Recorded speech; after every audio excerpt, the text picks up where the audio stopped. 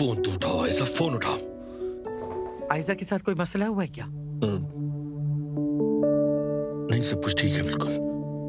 तुम मुझे अपनी लोकेशन भेज देना, मैं आके तुम्हें पिक कर लूंगा। बताओ कैसा रहेगा? ठीक है, फिर मिलते हैं। अगर तुम ऐसे उदास रहोगी तो मैं काम पर कैसे जाऊँ? मुझे कुछ नहीं हुआ, आप आराम से जा सकती हैं।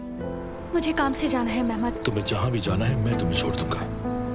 बात करना जरूरी है क्योंकि मैं सारी रात इस परेशानी की वजह से नहीं सो सका हूँ। मेहमद देखो। आयजा ठीक है, चलो बात करते हैं।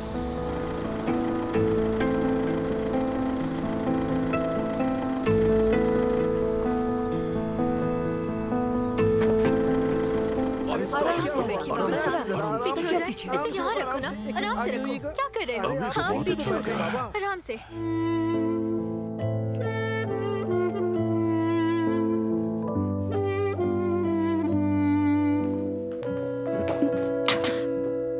अस्सलाम वालेकुम मोज़ान साहब। वालेकुम सलाम।